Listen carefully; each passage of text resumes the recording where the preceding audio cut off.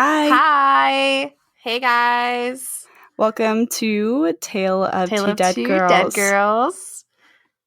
I'm Michaela. And I'm Kayla. And we are your hostesses. With the mostesses.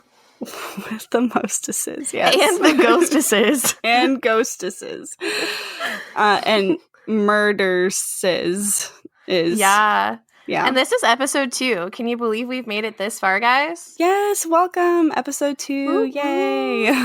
Yay. We did put out that morbid mini episode. If you haven't checked it out, you should go and check it out. It's only like 30 minutes. And it has our first listener story. So yeah, go check that out. It's cool and it's short, so. And if you like it, then you have to write us your story. It is our new rule. If you like our stuff, please write us your hometown story. Please write us your ghost story. Please write us all of your weird stuff, please. taleoftwotdeadgirls@gmail.com. Hit us up. We're just going to keep bugging you guys about it until we get more. We actually do have quite a bit. We're saving them, but we would like to get more. So yeah, we'd want to be able to give you guys weekly episodes, and if you want weekly episodes, we need your help. Which we know you want weekly episodes because we got you guys, telling us that you hooked. You guys want our episodes. So it's amazing. It's definitely amazing, the turnout. We also hit 500 listens. I checked today. So hooray! So proud of us. Yeah. And thanks you guys for liking us. We really didn't expect that, but shout out. You guys are awesome. Yes, thank you. So yeah, I don't know.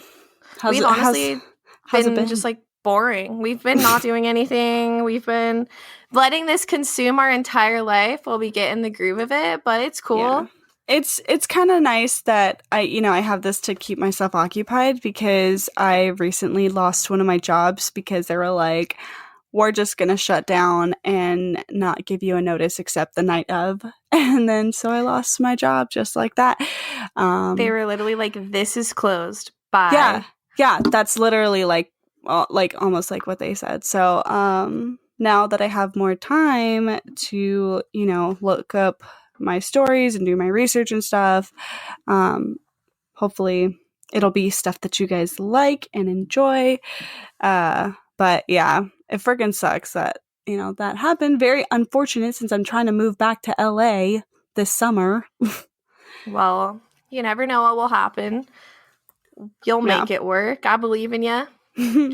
I've been just letting freaking forensic files and 2020 consume my every waking moment. It's come home, smoke pot, watch crime shows all day, every day.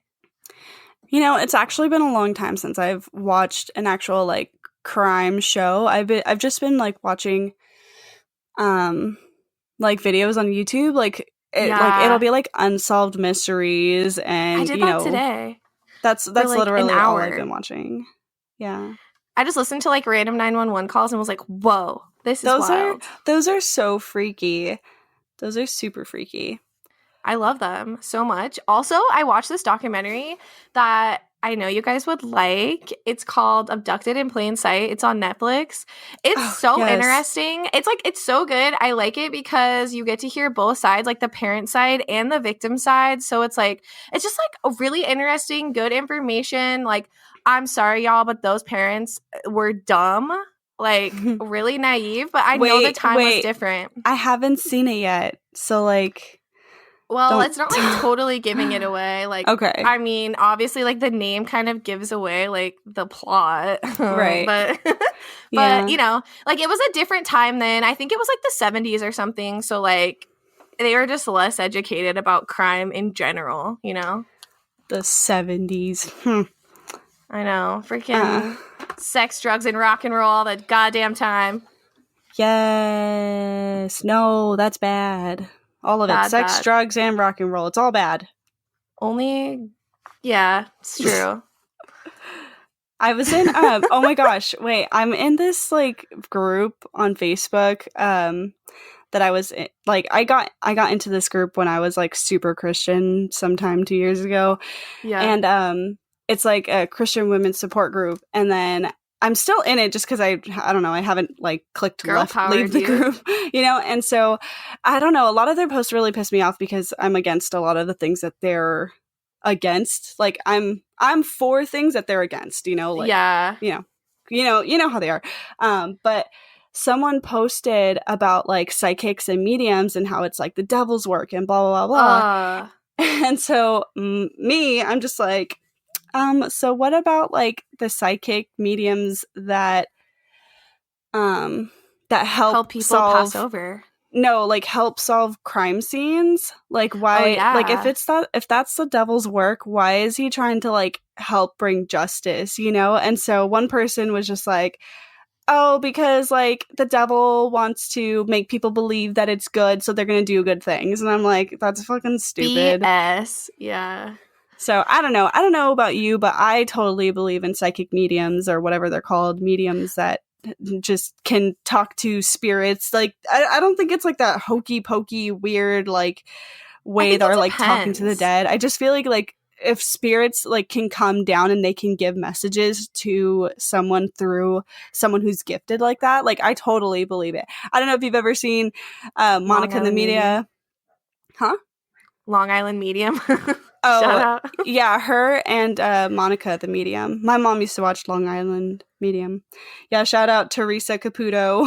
My Woo mom woo. loves you.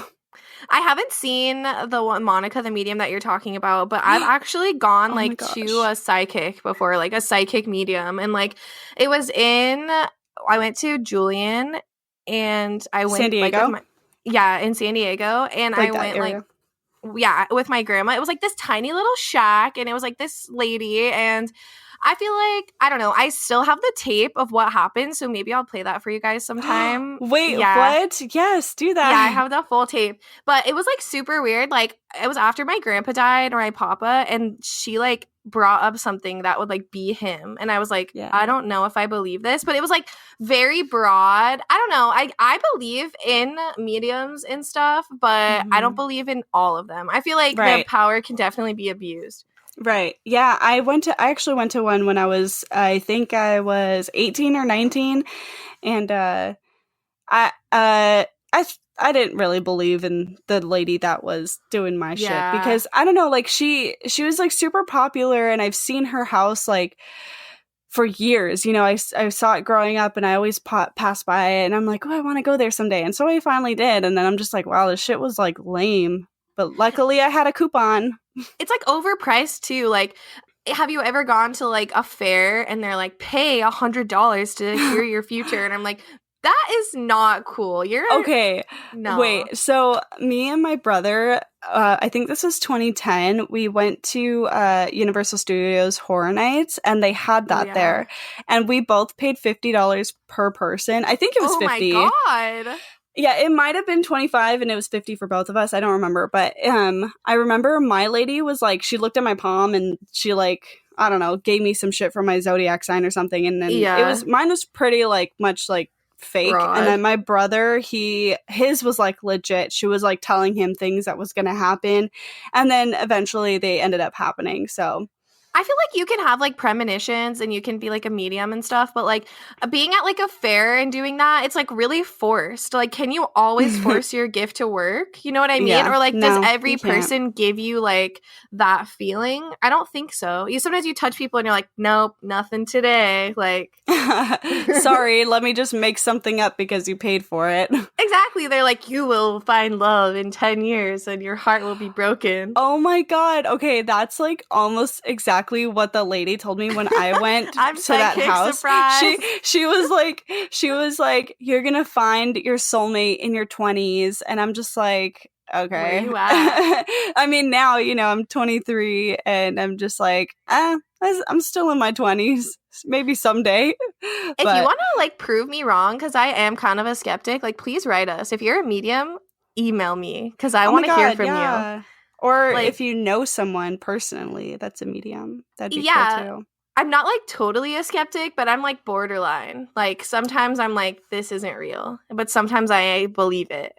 Yeah. But yeah. Let me I wanted to tell you about Monica the Medium really quick just because I got super into her. She had like one or two seasons on TV. I think it was like on ABC Family or Freeform Can I or whatever. watch it like on Netflix or Hulu or something? It might be on Hulu. I'm not too sure, but her show is canceled now, but I liked her a lot because she was young. She was like 21 when she started filming, so it's like we were the same age, you know? Yeah. And she also lives in San Diego. Hell yeah. But I think she was from Pennsylvania or something, and then she moved to San Diego like a couple of years ago. But also, she I'm has sure like a podcast none of our everything. Comments like make sense, but I'm from San Diego. Even though I live in Portland, I'm born and raised in San Diego. So if I talk about that a lot, that's why. Yeah, she's from San Diego, guys. Side note. But yeah, that's pretty much it. She was I loved her, but you know, her show's canceled now, so that's kind of sad. What did she like do? Like Teresa Caputo is like very like emotional. She always like taps into like that thing that your like family member wanted to tell you but like couldn't. Like, what's Monica the Medium's like thing? Pretty much the same. I mean, because it's just like she calls it spirit, you know, and so yeah. That's like, it's just whenever she feels it, she'll go and tell someone like, oh, did you have someone so-and-so pass away? Or is your name something? Or, you know, it's just like the same thing as Teresa. It's pretty much the same thing. And I feel that's pretty authentic. It's like you're being called to that person. Like, how would you know if they don't come to you? Okay. Our phone's cut out. Hi, welcome back.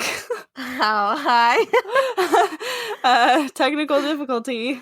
Yeah, our my phone just hung up on Kayla, so that's our life. And I told you it was rough today, and you just witnessed it firsthand.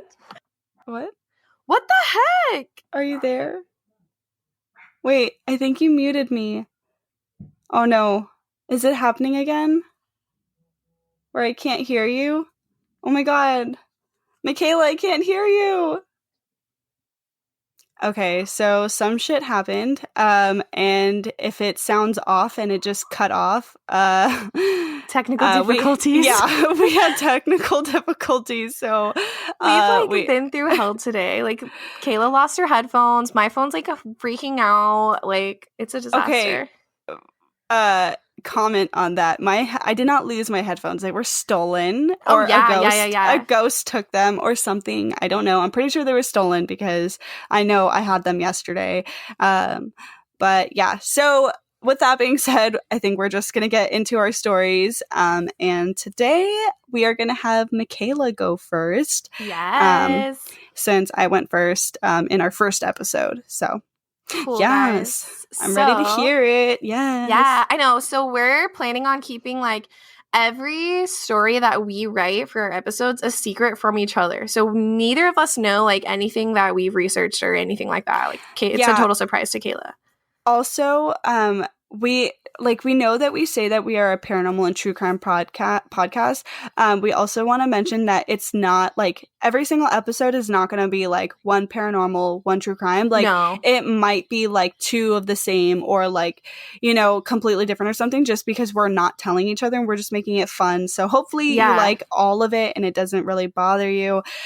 If you guys do feel bothered by it, let us know. We will take the feedback. We'll maybe just fix it and just start doing one or like one. We may do like a themed episodes like later, like with two paranormal or like certain ghosts and stuff like that. So whatever, we'll see. Anyways, let me start with my story. So mine is about a girl named Amber Gail Creek. She was also known as Amy. She was born on July 2nd, 1982 in Park Ridge, Illinois. So I don't know if any of you live in Park Ridge, but woo, what's up?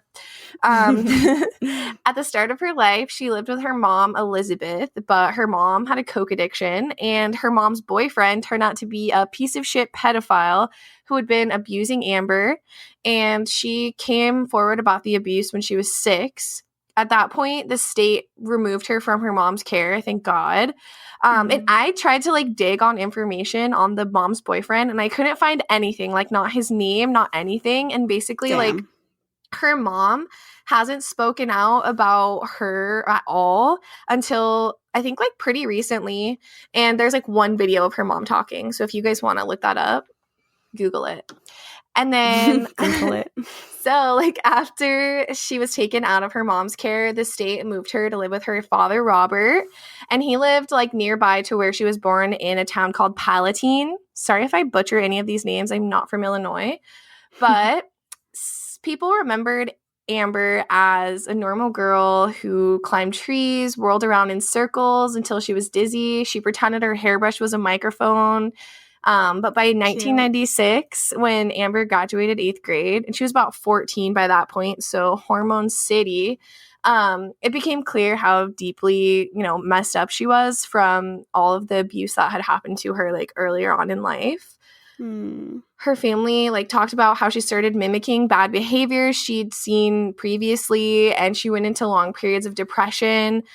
She even started carrying on a vial of powdered sugar and pretended it was cocaine, like her mom. Oh my god. Yeah, no. Deep end. That's like those fake packs of cigarettes that are gum. That's gum. I don't know why. It always makes me think of, have you ever seen that? What is that movie called? It's that one where the brother and the sister, I don't know. There's a vial of, I'll get back to you on that.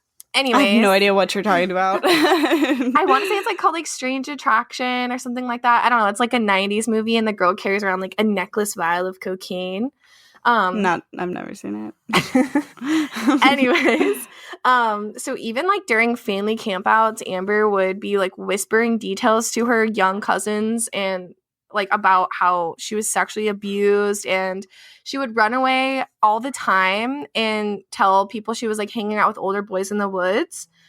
And even though Amber was going through a lot of personal problems, her stepmom still described her as a young lady that loved big, loved hard, and wanted so very much to be loved back. She talked about how Amber was a cheerleader and she played violin. She loved singing. She loved dancing. She was just a normal 14-year-old girl, honestly, besides what happened before. So eventually, her problems got worse and her depression just got worse and worse. And she turned to self-medicating with drugs and alcohol. And then, at some point she even told her stepmom that it was easier to be high, homeless, and on the run than it was to be sober and face the pain that she was feeling inside, which is awful. Poor baby. Yeah. And her family really loved her. Honestly, her stepmom and her dad loved her and they wanted to get her help. So her dad was committed to, finding something to help her, and he secured outpatient therapy through a local hospital. But Amber didn't really want to deal with the therapy, and also their insurance coverage kept running out. So every time she'd just have to go back home again and the problems would start over. Oh, that sucks. I know. It's thanks for failing us, American healthcare. Shout out to you. But their main psychiatrist wanted Amber to be in a locked-in facility. But when her dad looked into private residential treatment places, they were $40,000 to $50,000. So that was pretty much not an option financially. Shit. Yeah, who can afford that at all? So expensive. He pleaded to DCFS to take care of his daughter, basically signed over his rights. So he went to the Palatine police because DCFS wouldn't help him. And so he signed over his rights and they took temporary custody of her. And at that point, she became a ward of the state. They tried to place her in foster care, but none of the homes worked out. And her parents wouldn't take her back because they knew she needed help. And so eventually she was put in a group home. And during the 44 days that she was under the state's watch, she ran away 9 different times and was considered a runaway 29 of the days of the 44 days. So 29 of 44 days. God. Yeah. She wasn't even there. No. And who was watching her? Yeah. Anyways, then she began to do sex work to make a living. In January of 1997, she was last seen going to a 2-night motel party about 3 miles away from her hometown.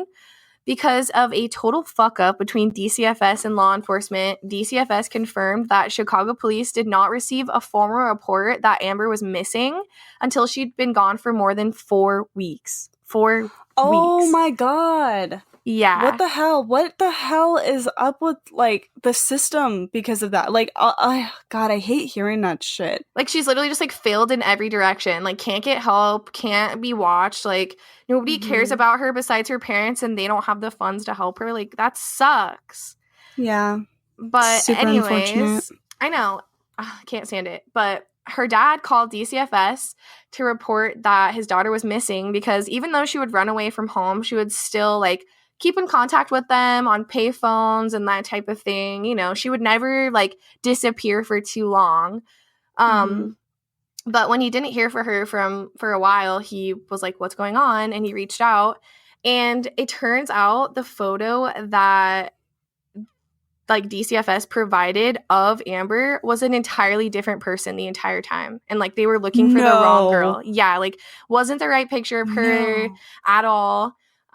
So in February of 1997, she went missing in January. 2 hunters were exploring a marsh in the Karcher Wildlife Area in Burlington, Wisconsin. So a little bit farther than Illinois. But they found a almost frozen corpse. And the body was posed against a tree with one of her arms raised up as if it was waving, like, high. And then on the palm of her hand in black marker, the word high was written. So, like, HI. And then there was a $5 price tag on her arm that was from the Woodfield Mall, which is, like, 15 minutes away from where they were.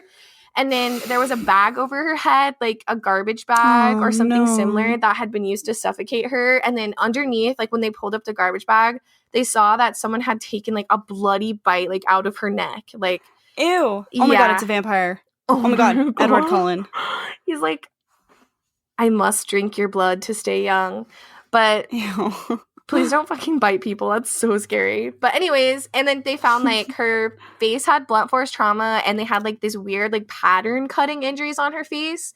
And God. Then the body. It was like a cult. Maybe. Or, like, I don't know. I never saw anything else on the pattern cutting injuries, so I have no idea why those were, like, inflicted, but I'd love to hear, like, if somebody knows, tell me. But she was beaten, she was raped, they found her, and she was nude from the waist down. They found her missing panties, like, balled up in a pocket in a nearby parking lot somewhere.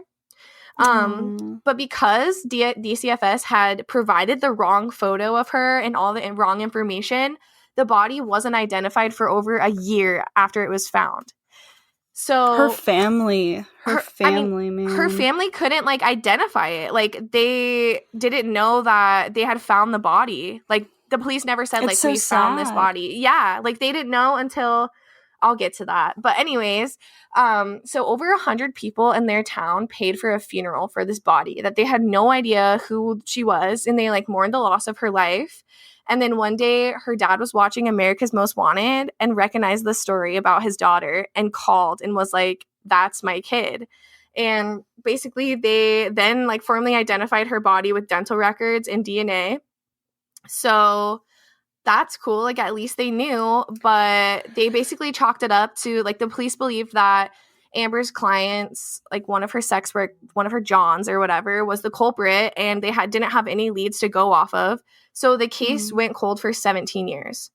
Oh, that's so sad. It's awful. And, like, I know it's really hard to find, like, if a stranger kills somebody, I know it's way harder to find them, but, like, yeah, this was so first of all, this was, like, really organized. Like, they knew what they were doing and, like, what they wanted to do. Like, the fact that she was, like, posed, like, had a price tag, like, wrote on her body, like, that's no rookie shit. Yeah. But anyways, so in 2014, they finally, so this all happened in 1997. So flash forward 17 years, 2014, they got a hit on the prints that they found on the garbage bag that was over her head. And yes, I know. So the prints matched this 36-year-old bank manager. I wrote bank manager / full-time fucking psycho, apparently. His name was James P. Eaton. after authorities got the match on his prints, they followed him around for months until he got on a train late and he flicked his cigarette butt and they grabbed it and they matched the DNA to the semen that was found on her body. And so, hell yeah. Yeah, they were like, he did it. We know it. And he would have been 19 years old when it happened. So she was 14 and he would have been 19. And he only lived he was just a teenager. Yeah, and he lived like kind of close to her. I think I read that he lived like 3 miles away from her or something, which is not far at all. Oh my god, he was close. Yeah, for sure. And like, I don't know if they knew each other or not, but I think that later he mentioned like he was one of her clients or something. But the Racine County Sheriff's Office investigators filed tons of search warrants to search like his Facebook, his smartphone, his records at work even. And then they also got a couple of search warrants because investigators wanted to check for her belongings.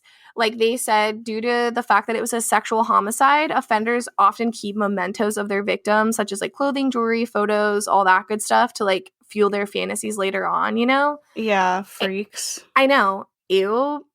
But she had like this dark green backpack that she always kept with her that had like her poetry and her makeup and all of that in there with like a jacket and photos of her family and her siblings, and it was never found. They looked for it, but they never found it. So I'm sure after 17 years he ditched it. But hey, who knows? He might still have it somewhere. Yeah, like buried somewhere, or like I don't he was divorced, I'm pretty sure, so his wife couldn't have like, but maybe his wife, like his previous wife, like found it and was like, what is this? Like, get rid of this. Who knows? Possible. But in the affidavits in support of the search warrants that were granted,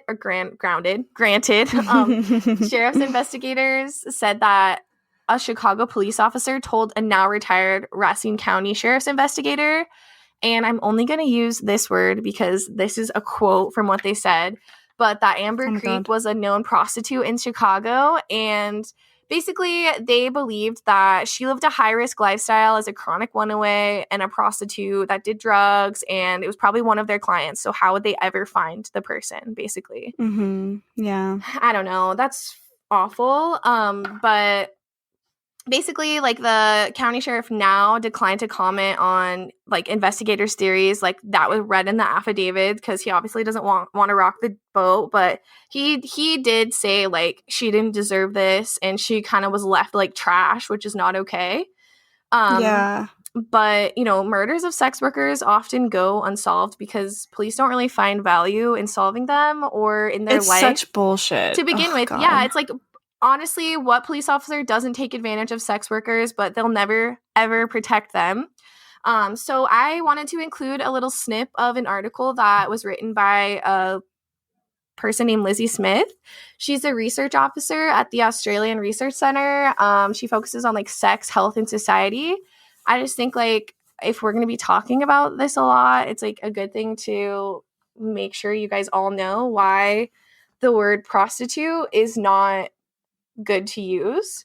So basically, Lizzie says identifying victims of violent crime as prostitutes has a distancing effect. It makes normal women feel safe. This good girl, bad girl binary interacts with the normal man client binary to create extraordinary circumstances within which this violence can occur. Arguably, when good women are murdered by men, this creates a threat to all women in a women's space of work, or how outside of normalized sexual activity she steps is no longer relevant. Referring to female sex workers as prostitutes in the media is not new at all, but it is a sobering reminder of how pervasive negative understandings of sex work and sex workers are. Those understandings originate from various expert fields of knowledge, including psychology, medicine, religious doctrine, various feminist perspectives, through which sex workers are positioned as dirty, diseased, sinful, deviant, and victims. The term prostitute does not simply mean a person who sells hers or his sexual labor. And it's rarely used to describe men in sex work. They're usually described as male sex workers or male prostitutes or whatever. But she says it brings with it layers of knowledge about her worth, drug status, childhood, integrity, personal hygiene, and sexual health. When the media refers to a woman as a prostitute, or when a story remains on the news cycle for only a day, it is not done in isolation, but in the context of this complex history. So we're not going to use the P word. End of story. You go, Lizzie. Thanks for the info. Yes. For sharing it. Yeah, and thanks for bringing light to that. Or bringing light to that. Is that the right word? I don't fucking know what I'm saying. Yeah, dude. Letting our listeners know why it's not good to say. Yeah, You know, I'm that's what not I'm trying to say. offend anybody. So if we ever, literally, if we ever say anything that's, intolerant, offensive, anything like that, please call us out and we will fix it. Everyone makes mistakes and we're only human, but I want to try my best to not hurt anybody at all. So let us know. Same. Anyways, back to Eaton. He was charged with first-degree homicide and hiding a corpse, and he was being held on a $1 million bail. During his arraignment, he was completely expressionless, and he entered a not guilty plea. Gag. But his defense attorneys filed a motion asking the court to allow the defense to make an argument during Eaton's trial that there was another man who had motive and opportunity to commit the crime. So they said there was another man who had a sexual relationship with Amber, and he had been questioned by the police both in 1995 and in 2015. He said, yeah, the man even admitted to knowing her for over a year and a half before she disappeared, and that they had sex over 10 times, and they engaged in choking acts, and those were consistent with what they found around her neck when she died too. She died from asphyxiation, I think was the official cause of death. But that's scary. I know. And they found also a mixture of that person's DNA in Amber's underwear. So sus, but who knows if they were just hooking up before or something, Right. Well, I don't know. Whenever there's that kind of evidence, it's always I don't know. It just makes me feel like they're guilty. Yeah, but I mean, they found Eaton's fingerprints and his semen on her, so that's 2 strikes. You know what I mean? I don't know. I think it was Eaton. But anyways, there's this law in Wisconsin called the Denny Rule. Basically, it says that a defendant must show that a third-party motive and opportunity to commit the crime took place, as well as a direct connection to the crime. So, they filed that motion, and Eaton's bail was dropped down to $500,000. So the Wisconsin prosecutors offered him second-degree reckless homicide instead of his original charge of first-degree homicide and hiding a corpse. And the second-degree reckless homicide charge only comes with a maximum sentence of up to 40 years. Wait, why was he getting that one? Because, okay, so basically the Wisconsin prosecutors, they didn't feel confident that a jury was going to convict him, for an intentional criminal act, because they would have gotten the Denny, and then they would have brought that evidence up, and they felt like that was too much of, reasonable doubt, and they wouldn't be able to convict him, and they would rather him go to prison than for some amount of time. But during his sentencing hearing, Eaton broke his silence for the first time, and all he said was, "All I can say is how sorry I am for what happened, and to consider the whole of my life and what I've become." But the judge shut him down real quick and said that he was capable of turning his life around, but Amber never got the chance, and that he threw her away like a soda can on the highway, which is true. Thank God that judge knows. And so the judge sentenced him to the maximum 40 years. And basically the negative part is he only has to serve 10 years of his sentence until he's eligible for parole. So he can apply in 8 years. But he murdered someone. I know. That makes me so pissed. If someone dies because of you, you shouldn't even be eligible for parole or whatever it's called. Also, that's you're first of all a pedophile. You were 19 and she was 14. Well, most pedophiles cannot be fixed. Sorry, not sorry, but that's disgusting. It just is the way it is. But Amber's father is pretty confident that the parole board would never let him out. They're not gonna get him out of there. I mean, they better not, because time's ticking, you know? Like this, I mean, when did he get sentenced? What year was it? I think it was 2014 or 2015. God, never or mind. 2014 was when like they found it out. So it was like nearing that. Or maybe it was 2017 that he was sentenced.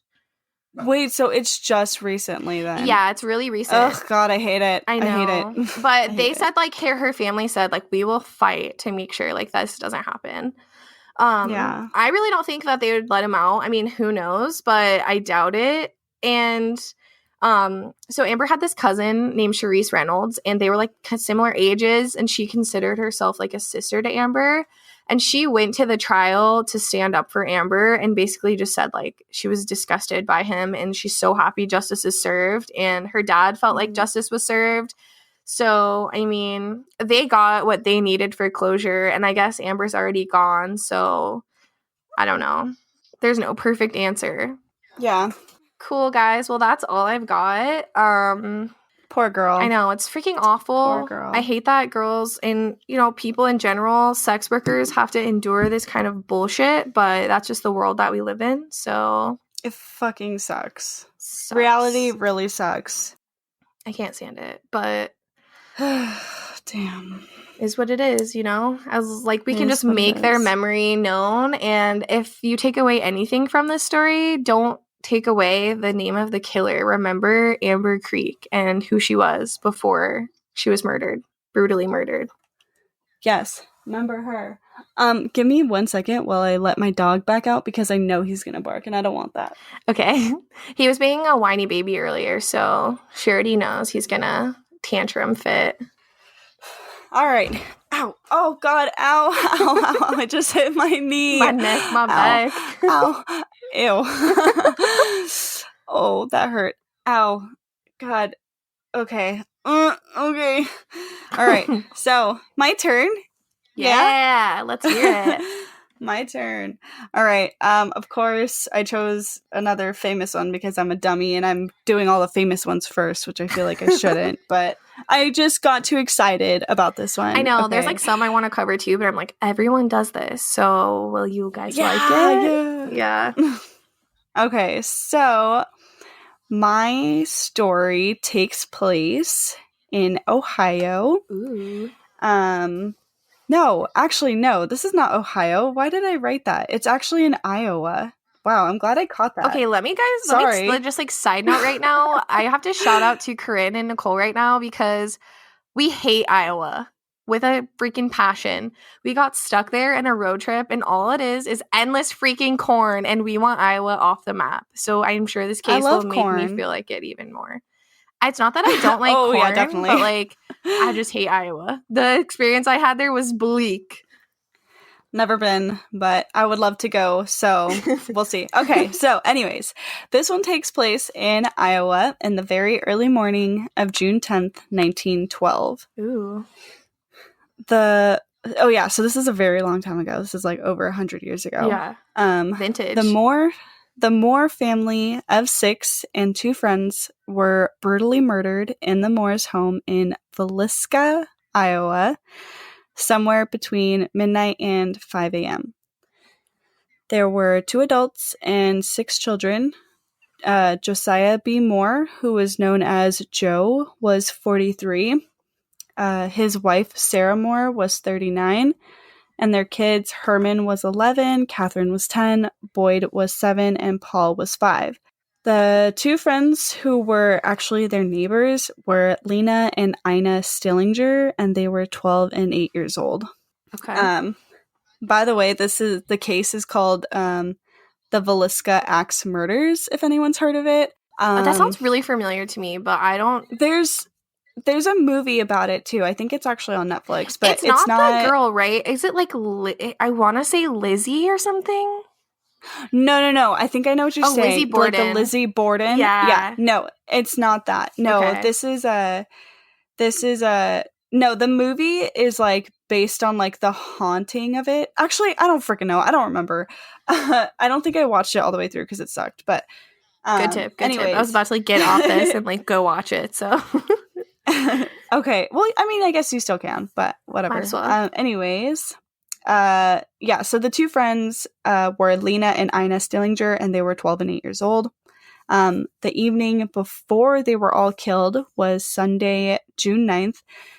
Joe and Sarah took their kids to the Children's Day service at the Presbyterian Church, which was an end of the year Sunday school program that Sarah had organized. I think her kids were also like in it, like they would do some activities or like perform some sort of, I don't know, Jesus thing or whatever Presbyterian church people do. So Lena and Ina went to the church with them, and Catherine invited them to spend the night at the Moore's house afterwards. But when Catherine called the girls' parents, their older sister Blanche, I think is her name, Blanche or Blanchy. What a name. Yeah, 1912. She said that their parents were outdoors, and so she would pass the message along to them. Their service ended with a social gathering that went on until 9:30 p.m.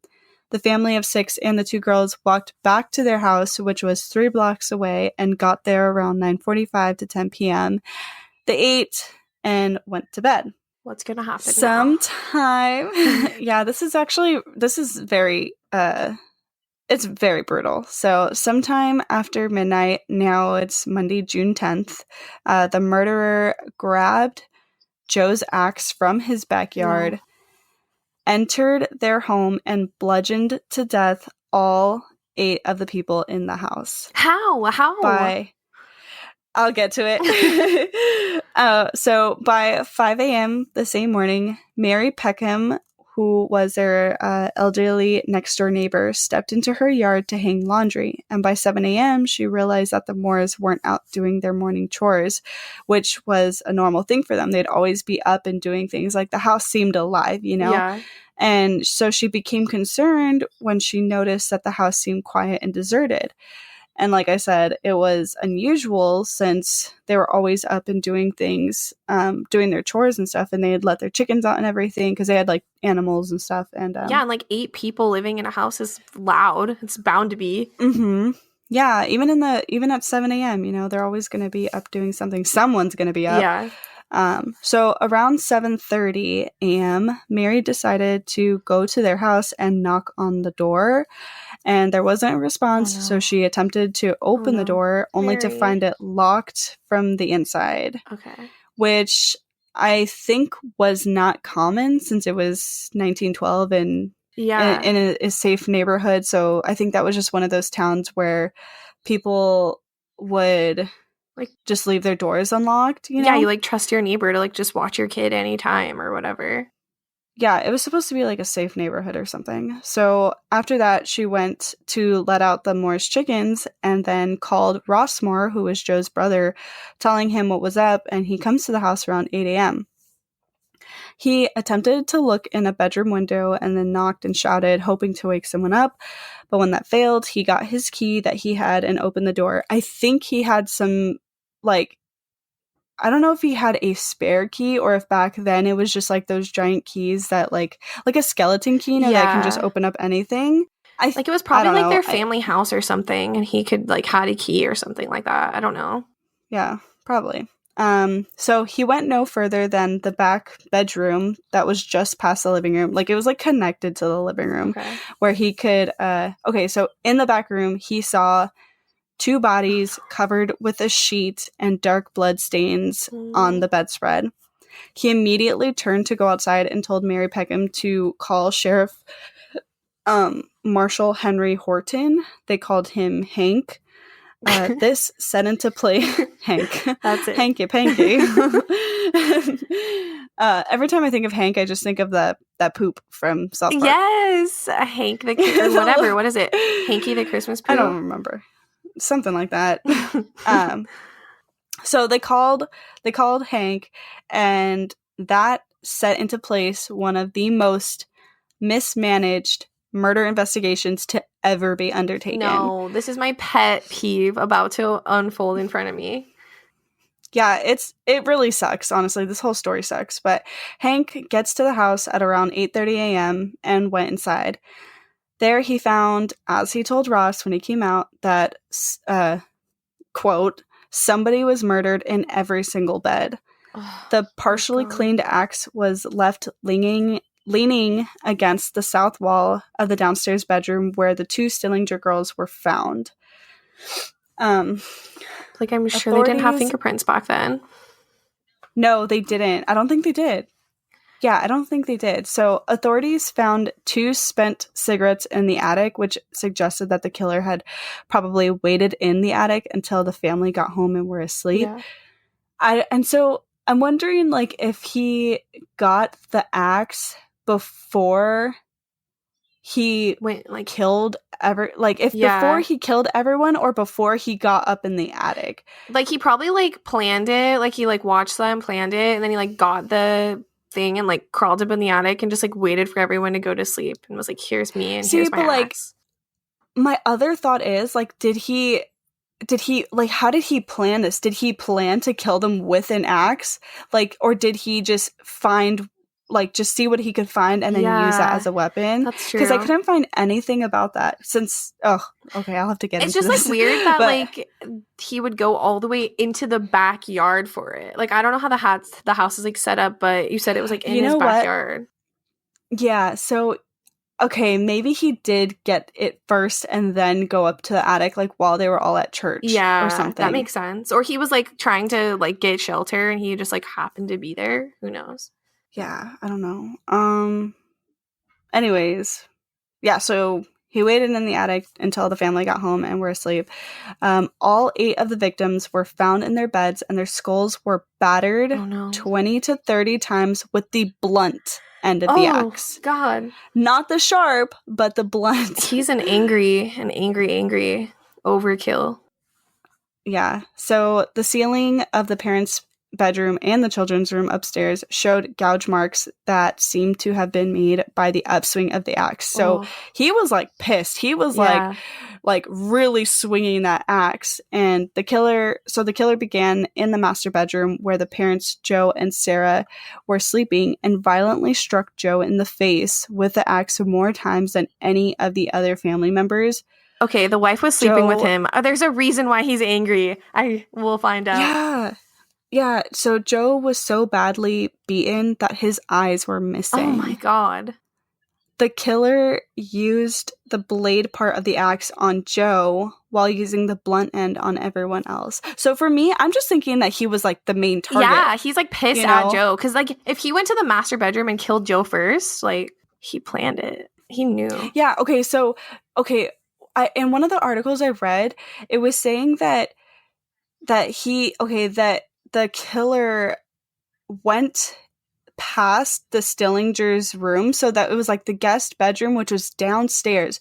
So the guy ignored them and then went upstairs to the bedroom. Wait, but how does that work if he was in the attic? Maybe he, like, came down from the attic and then, like, was on the second floor. But that's... No, wait, maybe... Okay, so now it's kind of making sense. So maybe he was in the attic, went downstairs to the backyard, got the axe, went back inside, passed through the Stillinger's room, up the stairs to the master bedroom. That makes sense. Also, like, the only other reason... We're going to solve this crime. We are. Fuck bad police work. We got this. The only other reason why I could think of him, like, targeting Joe first would be the fact that he's, like, the biggest threat. Like, he's, like, the dad and he would, like, protect them, you know? Yeah. Mm-hmm. Yeah. So the murderer then went to the children's room where Paul, Catherine, Boyd, and Herman were sleeping and began to bludgeon each of them on the head with the blunt end. Then after he went back to the parents' room to continue striking them once more. So he did, like, go for Joe, and then he did murder Sarah too. And they were all, like, asleep in their beds. I don't think there's one person that they think that was awake, but other than that, they all, like, slept through it. That's what I don't get. I read that, I read that they, that the killer, like, hit them so hard the first time that they just died instantly, on, like, on, like, the first hit, and then he just, like, continued to hit all of them, like, more times. That makes sense, but I still feel like I would hear, like, okay, if the upswing of the axe was hitting the ceiling, like, I would hear it. Oh my God, you're like, right. If I was a little kid, I would be like, Mommy, Daddy, what is happening? Well, see, the coroner said that they were all like, oh, well, they think that they were asleep the entire time and then they were like killed immediately. So I don't know. I don't know what really went on or how, it played out. We can only guess. Yep.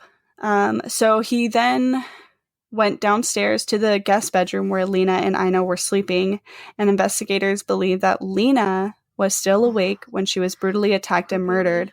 Lena was found exposed. I think Lena was 12. Yeah, Lena was the 12-year-old. And she was found exposed with a gray coat covering her face and her nightgown pushed up, and her underwear was under the bed. Okay, so he's also a pedophile. Great. Well, wait. She had defensive wounds on her arm and bloodstains on the inside of her knee, but doctors concluded that she wasn't sexually abused. What? So, I don't know. Somebody call an SVU. What the reasoning.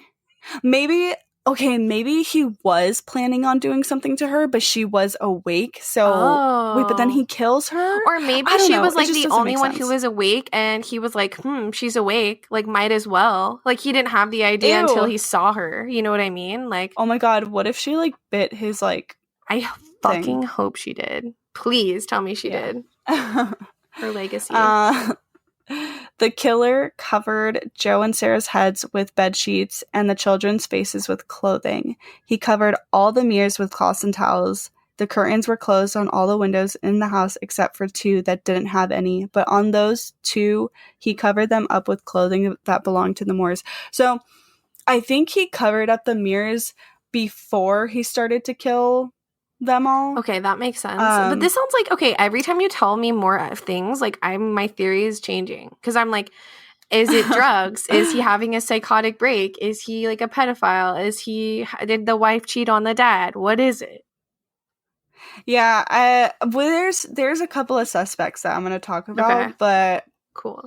Yeah. So at some point he took a 2-pound piece of uncooked bacon from the fridge and placed it in the living room along with a piece of a keychain. And I believe he put this by the axe he used to kill them. And then there was a bowl of water with blood swirling through it that was also found. And police believe that he must have washed his hands in it before leaving the house. Very 1912.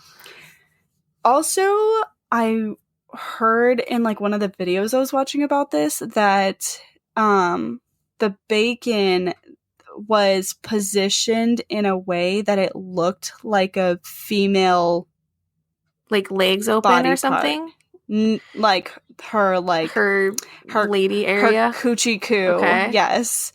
Ew. So he is just like, yes. Okay, I don't like this guy. I hate him. But it was just like a theory. Yeah. I don't think it was like fact. Like, I think just someone. I don't know, but the news of this murder spread like wildfire in their town. Sure. So soon, tons of people showed up to the house. They were going in it. They were cleaning things up, taking things from the house. They were pretty much just fucking up the entire crime scene, which is one of the main reasons why it was such a messy investigation. No one was ever found guilty for these murders. Oh my God. But they did have suspects. So the first suspect was Frank F. Jones, who was a prominent Villisca resident, an Iowa state senator, and a local businessman that was pretty much in competition with Joe Moore. Joe worked for Jones. Okay, yeah. Confusing. Joe worked for Frank Jones for 7 years before starting his own rival business. And I think they were both doing like some sort of like farm work. Okay. I think that's the business that Frank had. And then it was also rumored that Joe was having an affair with Jones's daughter-in-law, Donna. See? But but those reports were unfounded. So okay, but what little girl or what daughter is going to come forward at this point? I feel like, what if your dad did murder 8 people with an axe? You're going to be like, yeah, you're right. I did sleep with your rival. Yeah, I don't know. The way people thought back then it's so is different. beyond me. But yeah, people in the town insisted that Joe and Frank harbored a deep hatred for one another, but no one could admit it that it was bad enough to spark murder. F.F. Jones was an unlikely suspect because he was a pillar of the Methodist Church, was on the Board of Education. Again, he was a state senator and the leading layman of the church's Sunday school. So people didn't believe such a, quote, leading citizen should be suspected of such a crime. Don't agree, but detective, I get it.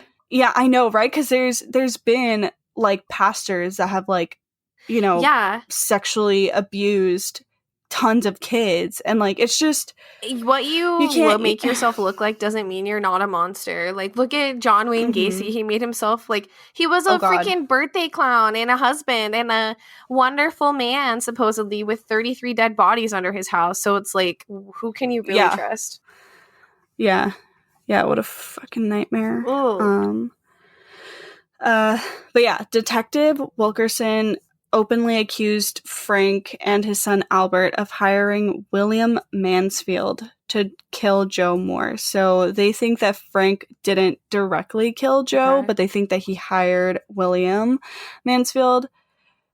Okay, so some shit happened again. We had another technical difficulty where her phone shut off or whatever. So back to my sentence. Detective Wilkerson openly accused Frank and his son, Albert, of hiring William Mansfield to kill Joe Moore. Neither Jones or Mansfield was ever arrested, and they both denied any connection to the murders. Of course. So Frank was like let go of this whole case, I guess. And the second suspect, who was also their prime suspect, was Reverend Lynn George Jacqueline Kelly, who had a history of sexual deviancy and mental issues. Okay. Fits the bill. Fits the bill. He was a traveling preacher throughout the Midwest. I think he traveled with his wife, so he was married. At 5:19 a.m., the morning following the murders, Reverend George Kelly left Villisca. He boarded the westbound number 5 train and allegedly told fellow travelers there were 8 dead souls back in Villisca, Iowa. He said that they were butchered in their beds while they were sleeping, all before, like, he told people this all before it was like released. Someone even found out. Ew, he did it. He did it then.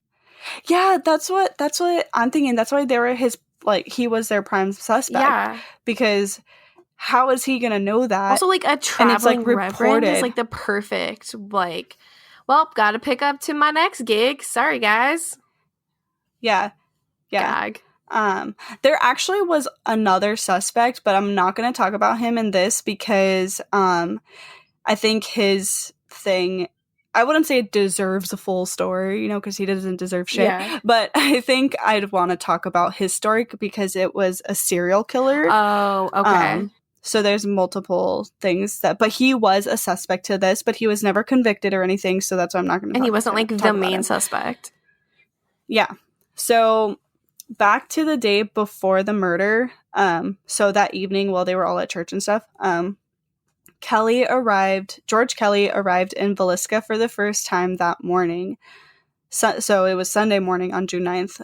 That evening he attended the Sunday school event that the Moores and Stillingers went to and watched a performance from the Stillinger girls before leaving town Monday morning at 5 a.m. after the murders. He came back 2 weeks later and posed as a Scotland Yard officer and joined a tour of the murder house with a group of investigators.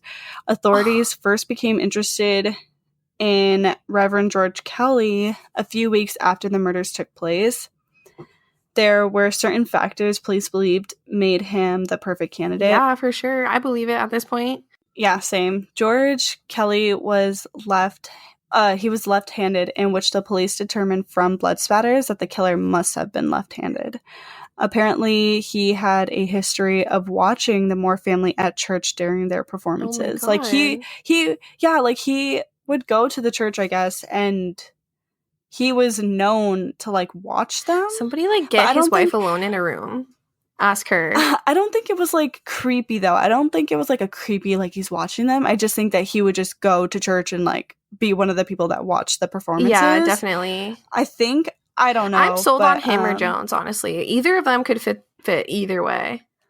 Yeah. A dry cleaner person in a nearby town had received bloody clothes from George Kelly a few days after the murders. Though. Yikes. Okay, so that's a big red flag. Yeah. After a long interrogation during the summer of 1917, while in jail awaiting his trial, he eventually he eventually signed a confession to the murder, saying God had whispered to him, quote, "Suffer the children to come unto me." What? However, okay, so he signed this confession in, I think it said August 31st. Okay. And he almost immediately recanted? Fuck. Okay. Yes. Recanted his confession at trial, and his case went to jury on September 26th. The jury deadlocked 11-1 for acquittal. So a second jury was impaneled but acquitted Rev. George Kelly in November. So that was pretty much it. That was like it for him. He just moved on with his life. Like, bloody clothes were dry cleaned and he was good to go.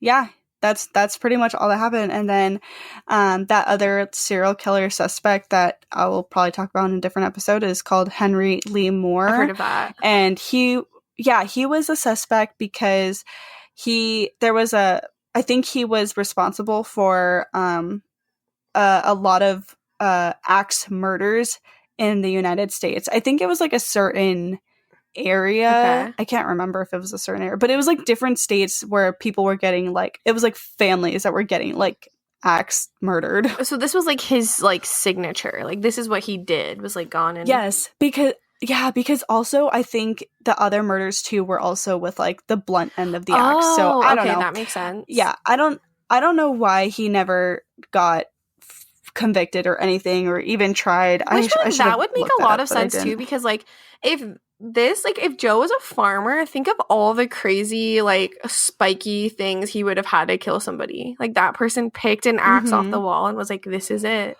Anyways, so no one else was ever tried for the murders of the Moore family and the Stillinger girls, and this case remains one of the most horrific unsolved mass murders in American history. Whoever the murderer was never convicted and is now obviously dead because, given the year of the murders. So that family will probably never get justice, But to this day, you can actually visit the house in Villisca, Iowa, and go on a tour and roam around the house. There's this lady that bought it. This lady and her husband, I forget her name, but she's like some really cute old lady, and she like loves the whole story and stuff. Yeah, so she kept it, and you can purchase like tour tickets and everything. And it's apparently haunted by the victims and possibly by the murderer. That makes sense. Or murderers. A lot of people. Yeah, or murderers. They don't know if it was just one person or if it was like multiple people or what, but there's like been paranormal investigators that go and like try to get like the answer from the ghost, like who killed you. And I think if I can remember I think it would say George. What? I think they actually did get a name, but like nobody can like confirm by like dead ghosts. Well, yeah, I'm sure the police are like, can't like convict this in a jury trial. Yeah. So, but yeah. So also, it's believed to have demons in that house too, like something more evil because of all the evil shit that happened. Okay, well, what if like what if it was like some paranormal activity was like bopping around there before then, and then like, because like the fact that the person like covered up all the mirrors and windows and stuff like that, that's weird. Like, screams demon to me. Well, see, I think I read that he did that because he didn't want to see himself doing that to people. Oh. You know, like he was like ashamed of it or something, or he just didn't want to, I don't know. Ooh. But yeah, so going to the house, it's encouraged that when you're there, to try to talk to the spirits and like connect with them or see if you can get some sort of reaction or like a ghostly experience. Like the lady that owns the house, she's like, yeah, go roam around, go do your thing, go whatever. And you can actually stay the night at the house for, yeah, you can sleep there. I think they have like a back house too where you can stay if you don't want to stay actually inside the house. Oh, and the entire house is it's set up like, I think it's exactly the way it was when they lived in the house. Really? So I think it's like stored back to its original, like whatever, you know. But it's like $400 a night. I think it's a little bit over $400 a night, but I like that, but I also don't know. Like, you're profiting off of 8 people's murders and they're ghost haunting their home. I don't know. Mixed feelings. I mean, but there's tons of like haunted places where you can go and take a tour. Yeah, I guess like they're like kind of trying to like preserve like their life, and like they are giving like their legacy like a name and stuff like that, you know? Mm-hmm. I mean, they're not going to just have people do that for free. Yeah, that's true. Know? Like that, I wonder when she like bought the house, because it had to have been like pretty soon. Yeah, it was, I think it was in 2000,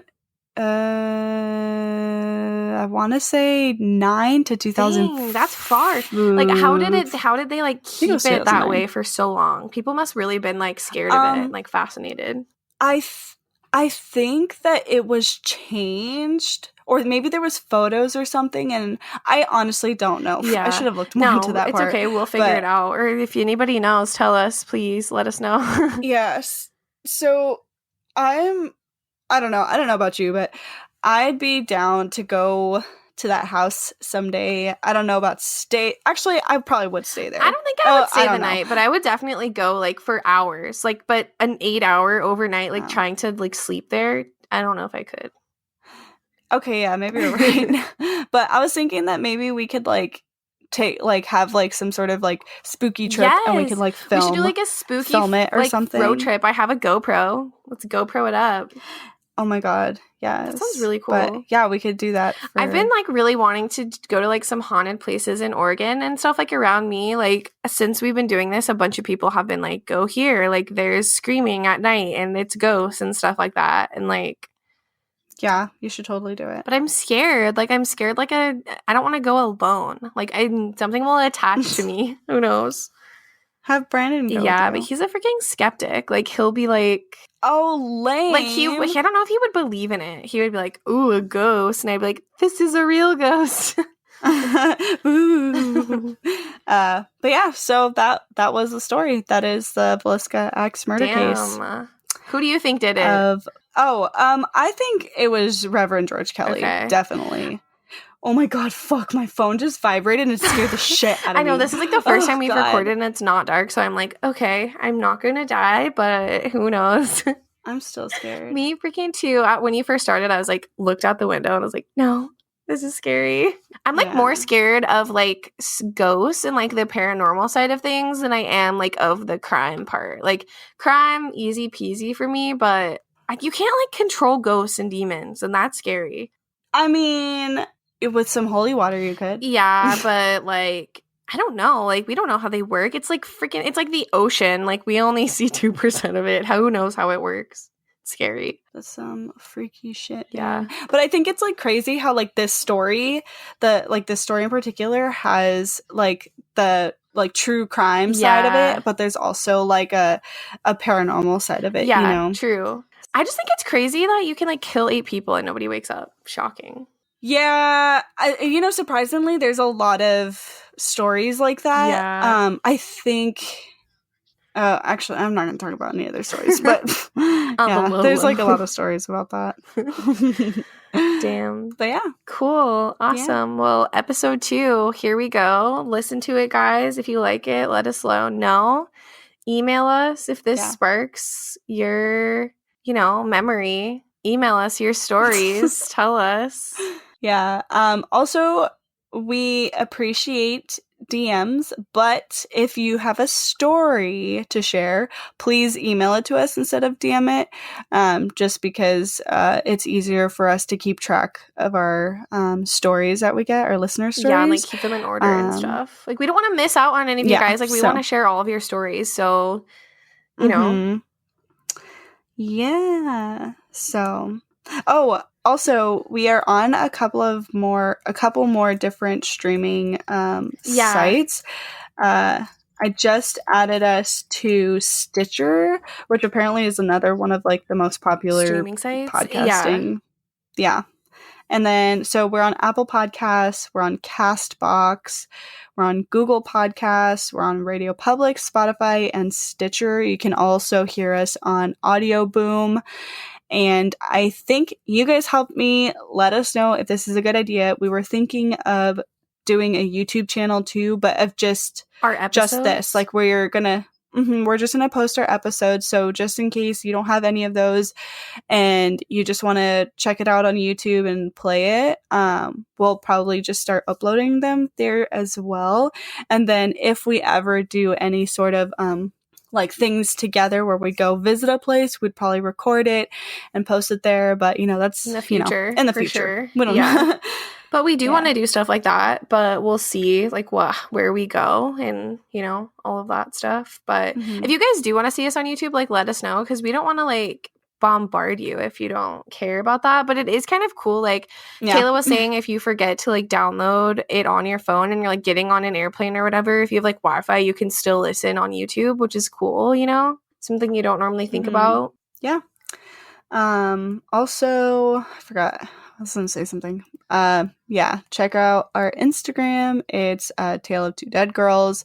Our Twitter, TOTDG podcast. Our Facebook. Oh, yeah. Like us on Facebook, please. Yes. It's Tale of Two Dead Girls. And then don't forget to rate and subscribe and write a review for us on Apple Podcasts. It would mean a lot to us. We are going to start working on getting some sort of like stuff made for our podcast so we can give back to our lovely listeners. Let us know what you guys would like to see, like stickers, buttons, tote bags. Yeah. Give us your What are ideas. Your dreams? Let us make them come true. Or your nightmares. Dreams, your passions. Oh, God. Yeah. That last episode about nightmares? I freaking know. That was spooky. I got so many messages from people like, I'm actually terrified. I can't go to sleep right now. Oh, my God, yes. But oh, did you see that little video that oh my God, of the Annabelle doll that Victoria sent us? Yes. Oh my God, I was like, oh hell no. Burn it, get rid of it. No. Any Raggedy Ann doll can go kiss my butt now. I used to think they were so cute and I wanted them, but like after reading that story, it's just freaky to me. Like I know not all the Raggedy Ann dolls are possessed with a demon, but who knows? You never know. I see so many of them at Goodwill. I need to like figure out like something to say to my dolls or something when I take them home, like to get rid of the spirit. If anybody knows like a ritual for that, please let me know. I need to know. I was thinking of the one from Chucky or Bride of Chucky or whatever, but that one's to put a spirit in the doll, not awake. Awake. Yeah, shit. But yeah, that's our episode, you guys. Thanks for listening. Thanks for listening. See you guys next time. Well, bye.